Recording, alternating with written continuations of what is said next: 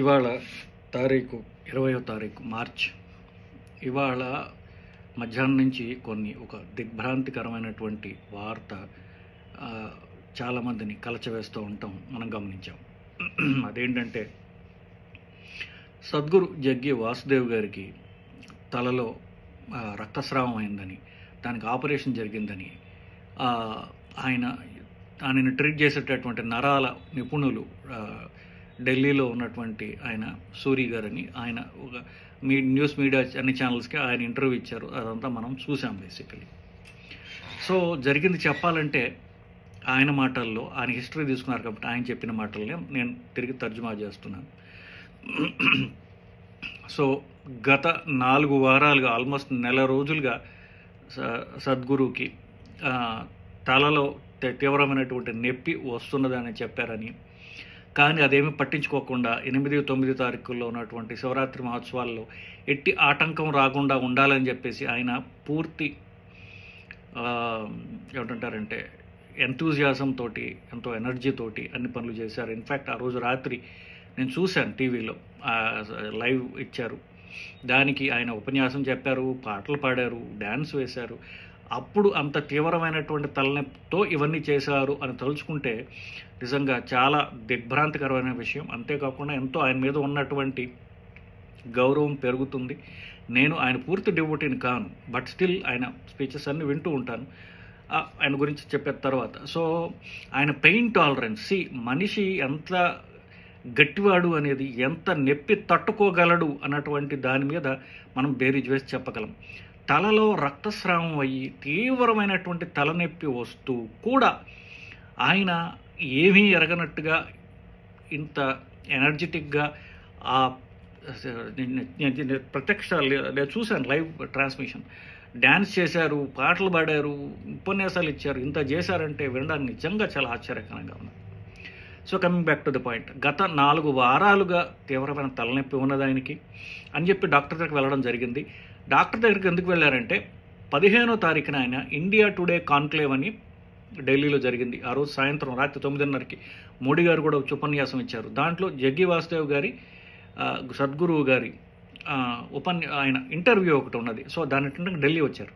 So తీవ్రమైనటువంటి తలనొప్పి, పాత తలనొప్పి కాకుండా పెరగడం వల్ల ఈయన డాక్టర్ దగ్గరికి వెళ్ళాల్సి వచ్చింది. 14వ తారీఖు 4ంటికి ఆయన డాక్టర్ దగ్గరికి వెళ్ళారు. సో పరీక్ష చేసిన న్యూరాలజిస్ట్ ఇమ్మీడియట్గా ఇది నార్మల్ నొప్పి కాదు, మీకు తలలో రక్తస్రావం నాకు అనుమానంగా ఉంది, మీరు ఖచ్చితంగా ఇమ్మీడియట్గా ఎంఆర్ఐ తీసుకోవాలి తలకి అని చెప్తే, ఆయన టిపికల్ స్టైల్లో సద్గురు గారు 6ంటికి నాకు ఒక మీటింగ్ ఉంది, నేను ఎట్టి పరిస్థితుల్లో దానికి అటెండ్ అవ్వాలి, ఇప్పుడు దాకా నా జీవితంలో 40 ఏళ్లలో ఎప్పుడు ఒక్క మీటింగ్ కూడా నేను అటెండ్ అవ్వకుండా క్యాన్సిల్ చేసింది లేదు, అటెండ్ అయి తీరాలి అని చెప్పేసి అని చెప్తే ఈయన బాగా ఒత్తిడి తెచ్చి బలవంతంగా బతిమాలి ఎంఆర్ఐ చేయగా దాంట్లో కుడి పక్కన పుర్రె లోపల తలలో రక్తస్రావం జరిగినట్టుగా గుర్తించారు. అది కూడా ఏమిటి 2 రకాలుగా ఉంది, ఒకటి పాత బ్లడ్, ఒకటి కొత్త బ్లడ్. అంటే ఆయనకు ఆల్మోస్ట్ లైక్ ఒక 2-3 వారాల క్రితం ఒక్కసారి రక్తస్రావం అయ్యింది. అంతేకాకుండా గత 3 రోజులుగా రెండవ బ్లీడ్ అయ్యింది. బ్లీడ్ అయ్యి ఇదంతా పుర్రె లోపల, మెదడు బయట, పుర్రె లోపల, ఈ ఎముక కింద, మెదడు బయట. సో అది రక్తం అంతా పేరుకొని పోయి దాని వలన ఆయనకి మెదడు మీద నొక్కేస్తూ తీవ్రమైనటువంటి నొప్పి, అది భరించుకోవడం నిజంగా చాలా కష్టం. నిజానికి ఇది పొగడ్త కాదు, ఉన్న ఫ్యాక్ట్ యాజ్ అ డాక్టర్ నేను చెప్తున్నా. సో ఉంటే ఈయన ఎంత బలవంత పెట్టినా అడ్మిషన్ చేసుకోండి, చాలా తీవ్రమైంది, ప్రాణాలు పోయే అవకాశం అని చెప్పిన ఆయన మాట వినకుండా ఆయన పోయి ఆ మీటింగ్ అటెండ్ అయ్యారు 14వ తారీఖు సాయంకాలం. సో సరే నొప్పి తగ్గడానికి పెయిన్ కిల్లర్లు, అవి మందులు, ట్యాబ్లెట్లు ఇవ్వగా ఆయన ట్యాబ్లెట్లు వేసుకుని 15వ తారీఖున ఇండియా టుడే కాన్క్లేవ్ ఢిల్లీకి వెళ్ళి దాంట్లో ఒక ఇంటర్వ్యూ ఇచ్చి, పైగా అంతా డాక్టర్ కూడా చూశాడు. చూసి అసలు నిజంగా ఎట్లాగైనా మాట్లాడగలుగుతున్నాడు డాక్టర్, ఆశ్చర్యపోయాడని అని చెప్పారు. సో ఆ రోజు ఇంటర్వ్యూ అటెండ్ అయ్యారు. 15వ తారీఖు అటెండ్ మళ్ళీ వచ్చి అడ్మిట్ కమ్మంటే ఆయన అడ్మిట్ కాల. 16వ తారీఖు అంతా అడ్మిట్ కాల. 17వ తారీఖున తీవ్రమైనటువంటి తలనొప్పితే కాకుండా ఆయనకి అంటే మగతగా ఉండటం, మాట సరిగ్గా రాకపోవడం, మాట్లాడుతూ నిద్రపోతూ ఉండడం, ఎడమ కాలు బలం తగ్గుతూ ఉండడం ఆయన గమనించి ఆయన హాస్పిటల్కి రావడం జరిగింది. ఒకటి బ్రెయిన్తో ఒకటి ఉంటుంది, ఎప్పుడు కుడి పక్కన మెదడు ఎడమ శరీరాన్ని, ఎడమ పక్కన మెదడు కుడి పక్కన శరీరాన్ని కంట్రోల్ చేస్తుంటుంది. సో కుడి పక్కన రక్తస్రావం అయితే ఎడమ పక్కన కాలు ఆయన బలం తగ్గడం గమనించారు. సో వెంటనే ఆయన రావడంతో ఆయనకి వెంటనే అడ్మిట్ చేసి మళ్ళీ సిటీ స్కాన్ చేసి చూడగా ఇది ఎంత పెరిగిపోయిందంటే ఆ రక్తం చుట్టూ ఉన్నటువంటి నీరు వల్ల మెదడు అంతా ఒక పక్కకు షిఫ్ట్ అయిపోయి అది బ్రెయిన్ని ప్రెస్ చేసి ఆ రక్తం గడ్డ అప్పుడు ఆయనకి కాలు బలం తగ్గడమని గమనించి ఇమ్మీడియట్గా ఆయనకి ఆపరేషన్ చేయడం జరిగిందని చెప్పారు. ఆపరేషన్ అయిన తర్వాత అంటే ఆపరేషన్ అంటే పుర్రె కోసి ఆ రక్తం గడ్డను తీసేయడం జరుగుతుంది.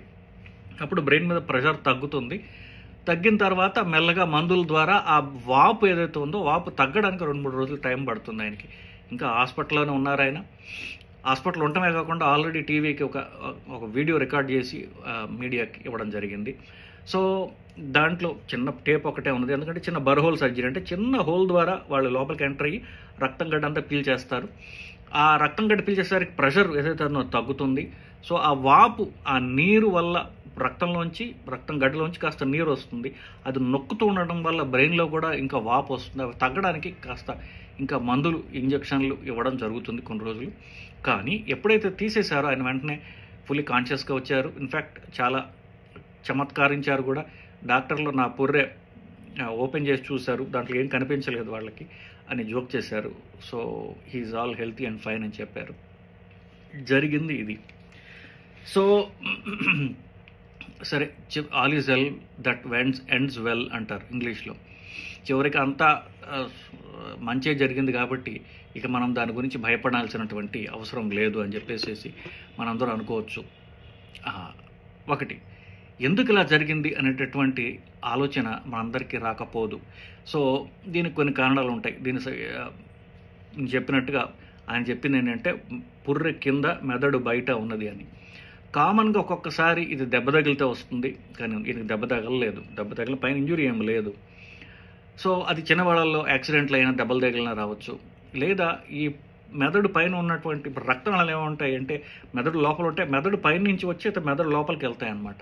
సో మెదడు పైన ఉన్నటువంటి రక్తనాళాలు ఒక్కొక్కసారి చిట్లుతాయి.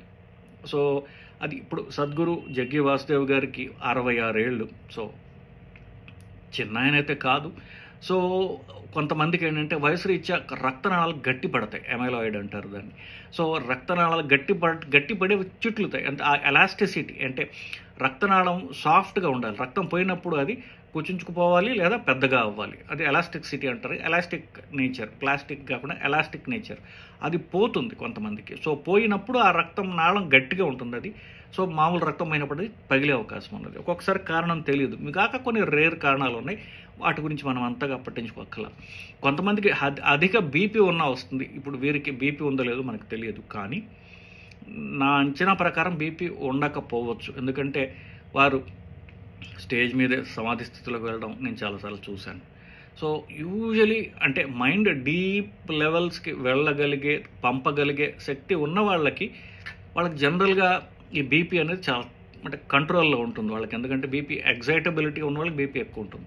సో ఈయనకి ఇది నా అంచనా మాత్రమే. నిజంగా ఆయన హెల్త్ స్టేటస్, ఆయన బీపీ షుగర్లు నాకు తెలియదు. బట్ నా ఎస్టిమేషన్, నా అంచనా మీకు చెప్తున్నాను బేసికలీ. సో ఇవి కారణాలు బేసికలీ. సో నెక్స్ట్, సరే సర్జరీ అయిపోయింది.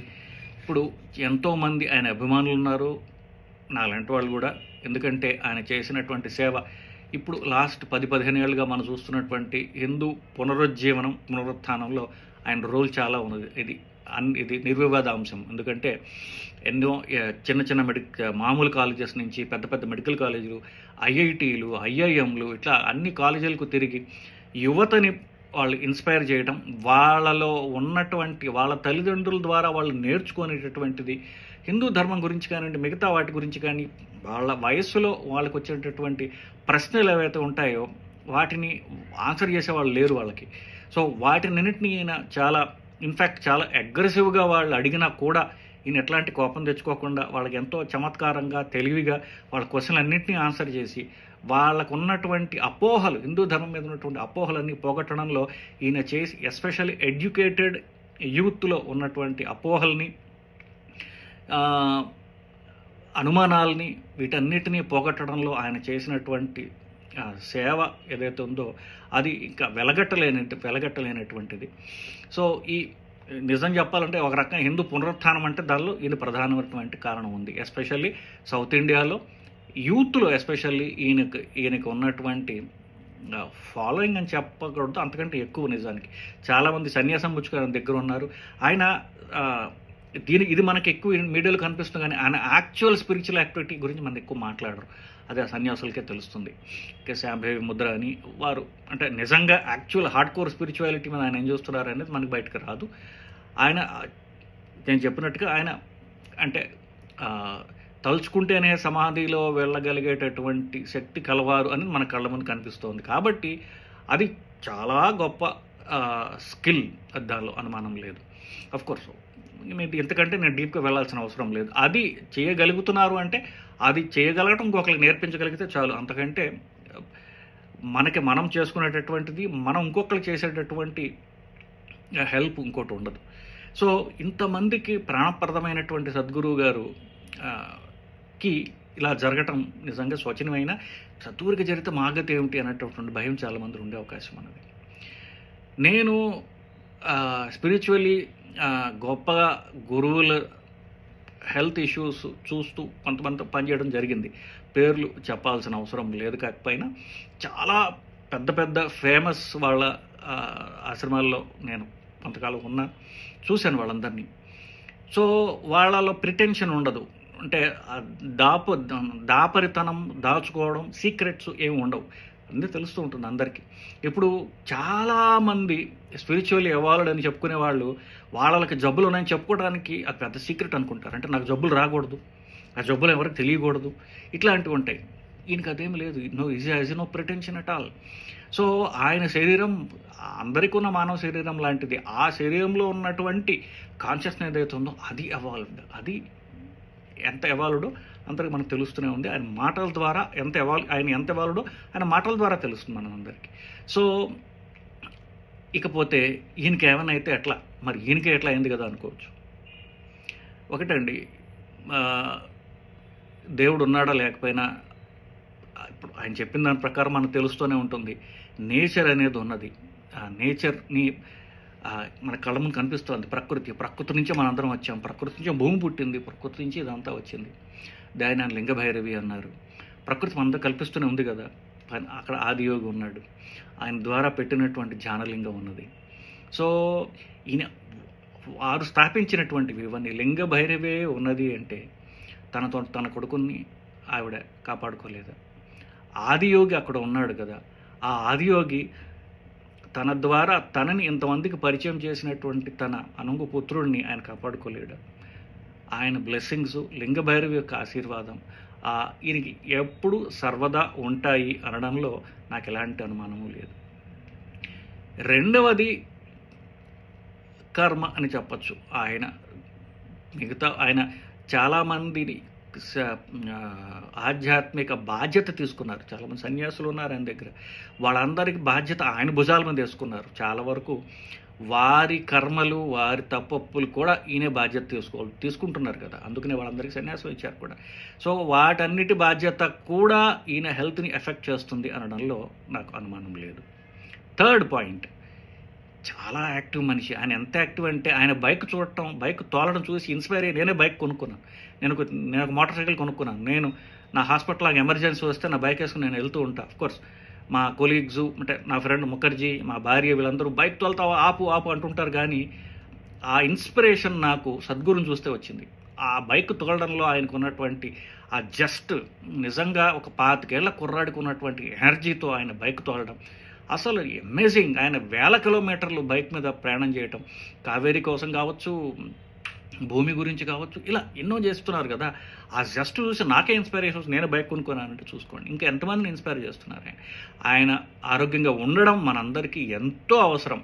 ఇది చాలా చిన్న ప్రాబ్లమే. ఆయన మళ్ళీ పూర్తిగా ఆరోగ్యంగా బయటకు వస్తానంటే నాకు ఎలాంటి అనుమానం లేదు, డాక్టర్గా చెప్తున్నాను. సో నేను ఊహించడం లేదు, ఆశించడం లేదు. ఆయన హెల్త్ చెప్తాను. Once the blood clot is removed, matter of days before he fully recovers.